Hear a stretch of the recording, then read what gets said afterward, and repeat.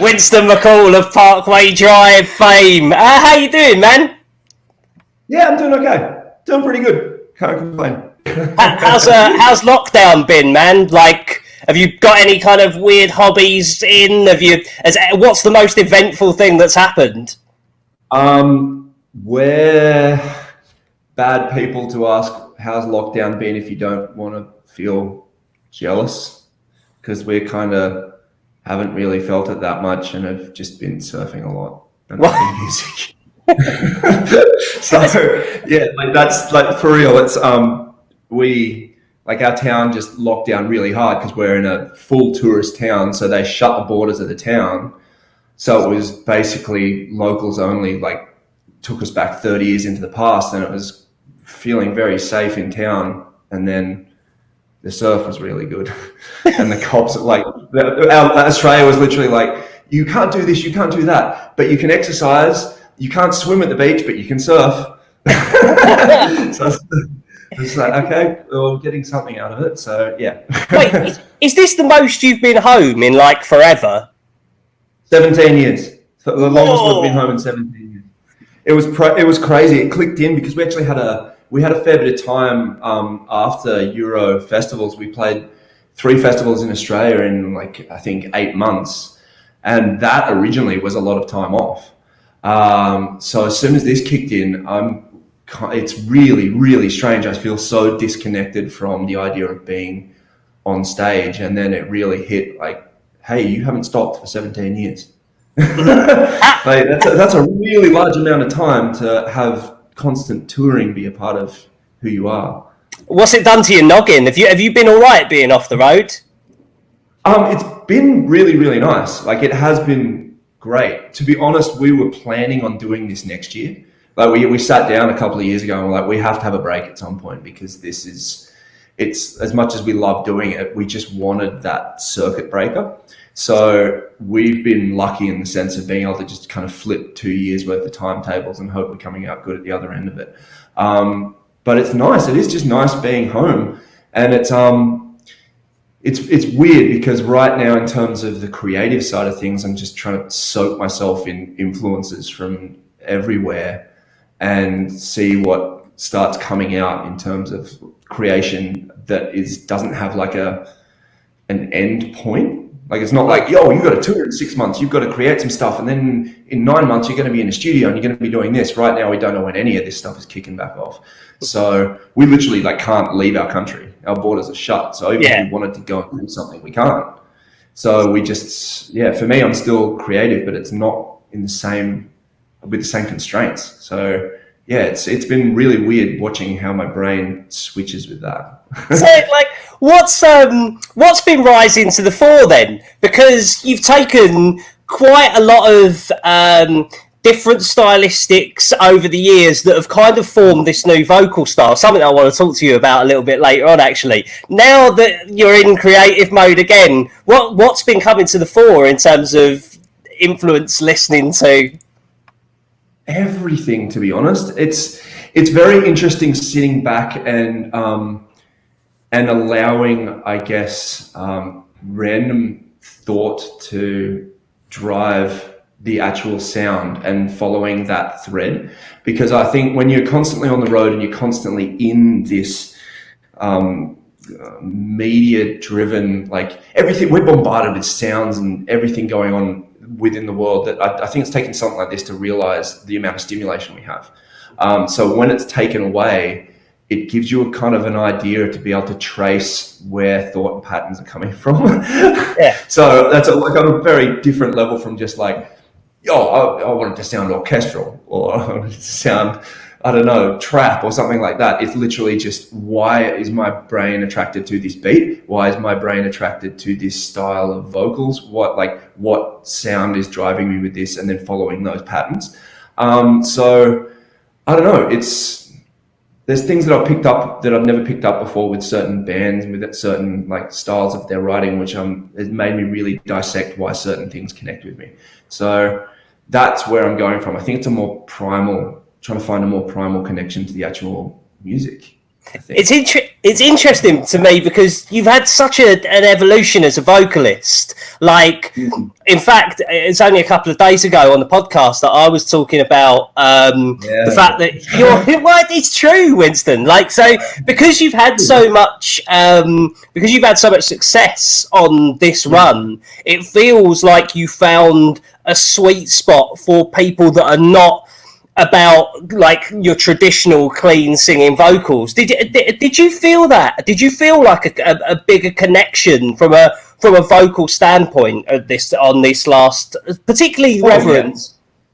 Yeah, 100%. Like the whole idea when it all started switching for me vocally was to maintain the essence and the fuel behind the performance and the integrity and the character behind it, and really committing to that character, but at the same time making sure it's understandable and it's relatable. Because for me, I found myself like, this kind of goes for everything within Parkway. We found that at one point in time, people would look to us and go, Parkway are heavy, really, really heavy. They're like at the forefront of heavy music. And then the next level of heaviness came along and it got pushed faster and heavier. Then the next level and the next level. And it got so insane that it was something that I no longer related to because it didn't connect with me on an understandable level, which is not the same for everyone. But for me personally, it was about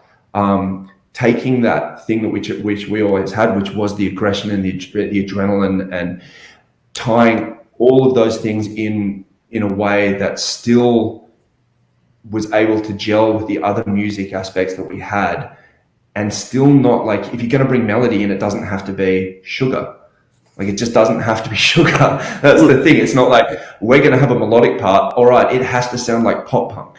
So like, which was so much of the thing. It was just like, oh, it going heavy pop punk part for some apparent reason. Like someone all of a sudden sounds like 182 has been dragged into this studio and done a bad impression. Yeah.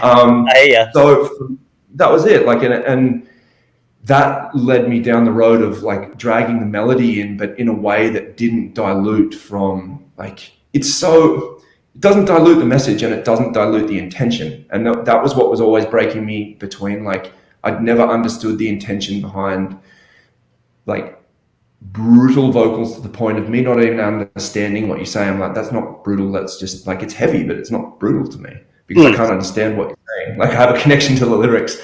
And then hearing someone sing some brutal words in the style of a pop punk chorus in the middle of something that was blasting along 5 minutes ago does not connect with me either, because I'm like, this just sounds phony.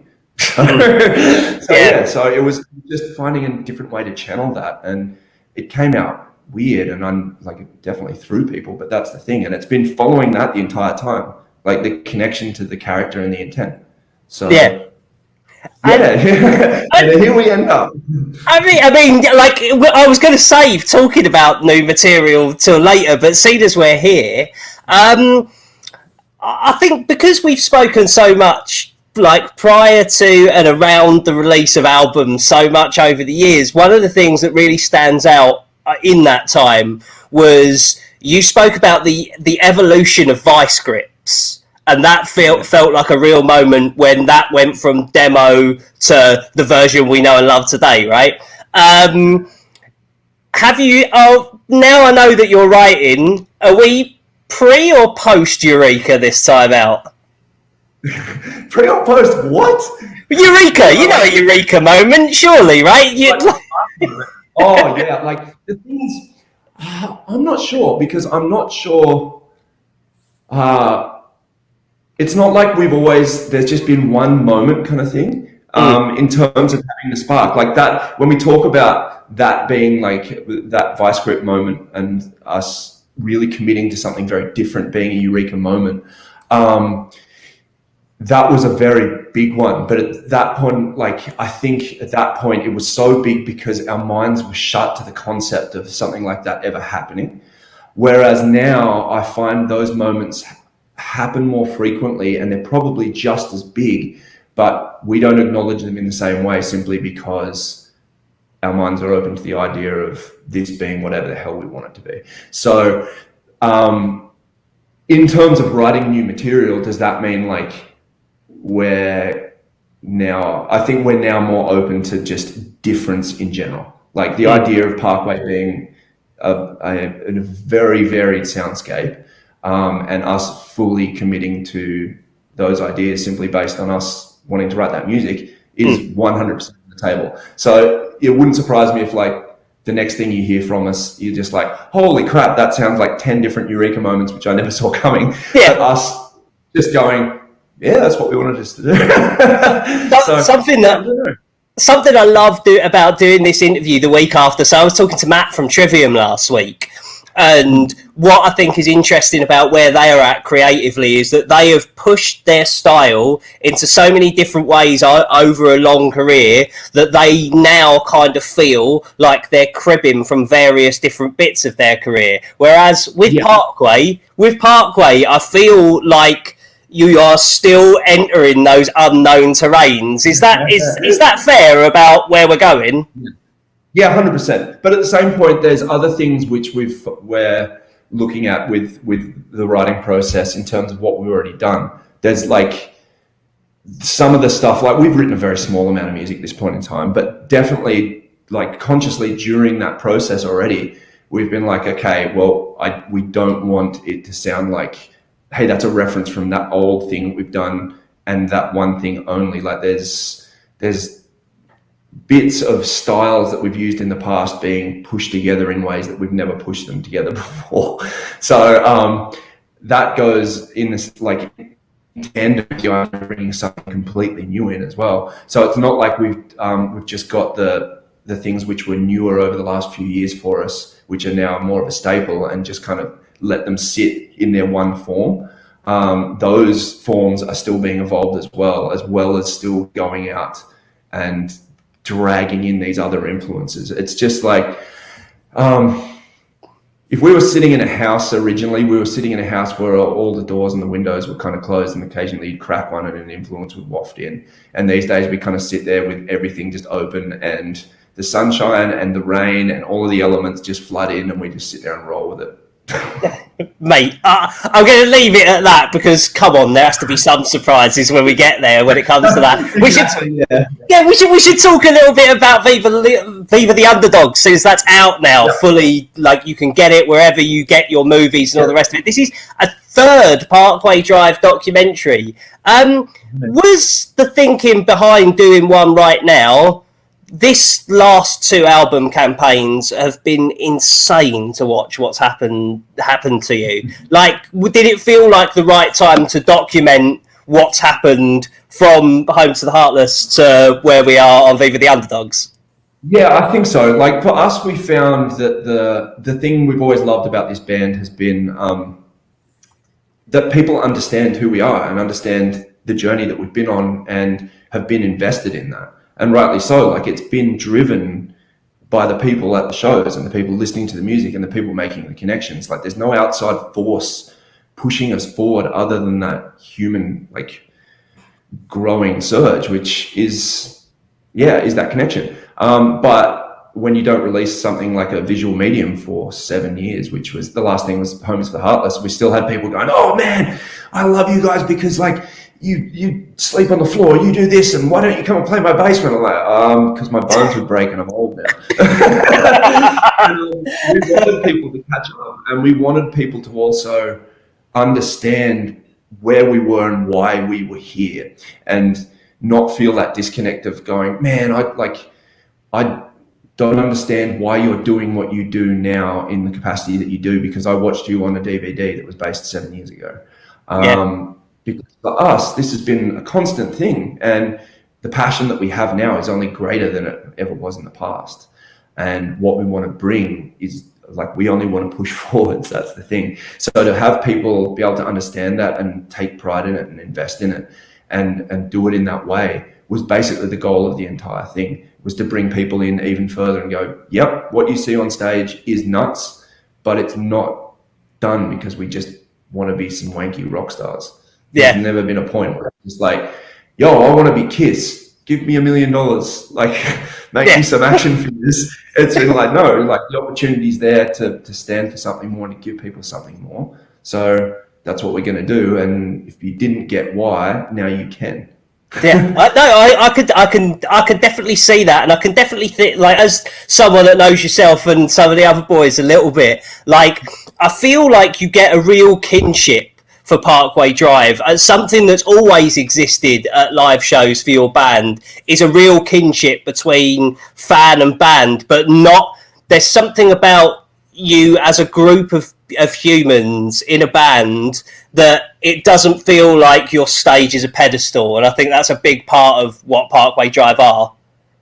100%, yeah, and that's it. And like the thing is, like, what there comes a point when it came a point for us when it gets so big that you really do have to look at opportunities at hand and what you want to do, and how you want to do it. And the idea of playing to 10,000 people or 5,000 people and still just blowing it off, or not putting the effort into creating something or harnessing what you're already creating sonically and visually is, I don't know, it's why not put the effort in? That's the thing. But obviously, if people don't understand change, then they can second guess the connection. Unless you rock up to the show and you feel the connection and you understand that, it can be lost in the image of just like, they've changed, look at them now. And I'm like, yeah, look at a picture, but rocking up to the gig, like, the vibe is the same. It's just way more intense. So there you go. Now you have a movie of it and how we put it together.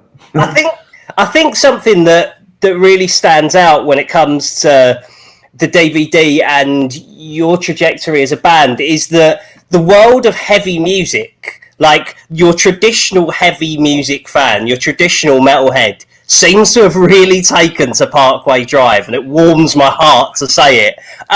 Did you feel that shift during these last two album cycles, particularly? Like, wow, there are people that I never in a million years thought would love Parkway the way that I do, and now we're all here together. Yeah, 100%, 100%. Like, you see it on and that's why Vaken was such a big deal for us, and putting that as like the center point and like the big third act of this movie was really the full holy shit, like, there has been an embracing of this band to a degree which we can no longer kind of question, because this